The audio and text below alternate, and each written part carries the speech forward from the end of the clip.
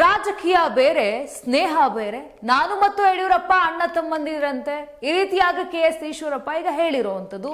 ಕೊಪ್ಪಳ ನಗರದಲ್ಲಿ ಸುದ್ದಿಗೋಷ್ಠಿಯಲ್ಲಿ ಮಾತನಾಡಿರುವಂತಹ ಮಾಜಿ ಶಾಸಕ KS ಈಶ್ವರಪ್ಪ, ನಾನು ಮತ್ತು BS ಯಡಿಯೂರಪ್ಪ ಅಣ್ಣ ತಮ್ಮಂದಿರಂತೆ, ಈ ರಾಜಕೀಯವೇ ಬೇರೆ, ಸ್ನೇಹ ವಿಶ್ವಾಸವೇ ಬೇರೆ ಅಂತ ಹೇಳಿದ್ದಾರೆ.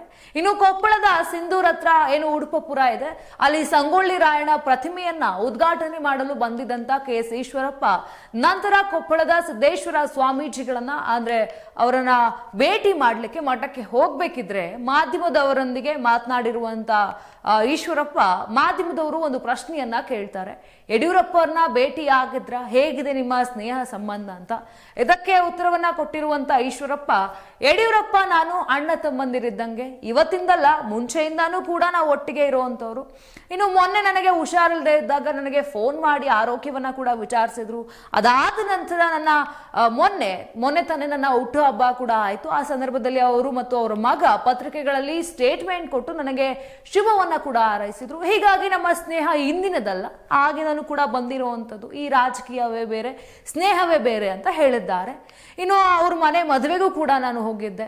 ಇದನ್ನೆಲ್ಲವನ್ನ ಕೇಳಿದ್ರೆ ನಿಮ್ಮ ಪತ್ರಿಕೆಗಳಿಗೂ ಮತ್ತು ಟಿವಿಗಳಿಗೂ ಬಹಳಷ್ಟು ಆಶ್ಚರ್ಯ ಆಗ್ಬಹುದು ಅಂತ ಹೇಳ್ಕೊಂಡು, ಸ್ನೇಹಕ್ಕೂ ವಿಶ್ವಾಸಕ್ಕೂ ರಾಜಕೀಯಕ್ಕೂ ಬಹಳ ವ್ಯತ್ಯಾಸ ಇದೆ.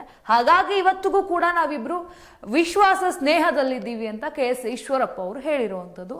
ಇನ್ನು ಮತ್ತೆ ಬಿಜೆಪಿಗೆ ಹೋಗ್ತೀರಾ ಎಂಬ ಪ್ರಶ್ನೆಗೆ ಉತ್ತರಿಸಿರುವಂತ ಈಶ್ವರಪ್ಪ, ಬಿಜೆಪಿಗೆ ಯಾವುದೇ ಕಾರಣಕ್ಕೂ ಹೋಗೋದಿಲ್ಲ. ಯಾಕಂತ ಹೇಳಿದ್ರೆ ನಾವು ಯಾವ ವಿಚಾರವನ್ನ ಇಟ್ಕೊಂಡು ಚುನಾವಣೆಗೆ ಸ್ಪರ್ಧೆಯನ್ನ ಮಾಡಿದ್ನೋ ಆ ಸಿದ್ಧಾಂತಕ್ಕೆ ಭಾರತೀಯ ಜನತಾ ಪಾರ್ಟಿ ಶುದ್ಧೀಕರಣ ಆಗೋವರೆಗೂ ಕೂಡ ನಾನು ಹೋಗೋದಿಲ್ಲ ಅಂತ ಹೇಳಿದ್ದಾರೆ. ಇನ್ನು ಶುದ್ಧೀಕರಣ ಅಂದ್ರೆ ಏನು ಅಂತ ಒಂದು ಎಕ್ಸ್ಪ್ಲೇನ್ ಮಾಡ್ತಾ ಹೇಳಿದ್ದಾರೆ. ನರೇಂದ್ರ ಮೋದಿ ಅವರು ಮೊದಲಿನಿಂದ ಹೇಳುತ್ತಾ ಬರ್ತಿದ್ದಾರೆ, ಒಂದು ಕುಟುಂಬದ ಕೈಯಲ್ಲಿ ಕಾಂಗ್ರೆಸ್ ಪಕ್ಷ ಇದೆ, ಅದು ಮುಕ್ತಾಯ ಆಗೋವರೆಗೂ ಕೂಡ ನಾನು ಬಿಡೋದಿಲ್ಲ ಅಂತ. ಆದ್ರೆ ಅದೇ ರೀತಿ ಕರ್ನಾಟಕದಲ್ಲೂ ಕೂಡ ಕುಟುಂಬ ರಾಜಕೀಯ ಇದೆ ಅಲ್ವಾ, ಅದು ಕೂಡ ಮುಕ್ತಿ ಆಗ್ಬೇಕಲ್ವಾ, ಅದಕ್ಕೆ ಸಾಮರ್ಥ್ಯ ಬೇಕು, ಅದಕ್ಕೆ ನಾನು ಪಣವನ್ನ ತೊಟ್ಟಿದ್ದೀನಿ.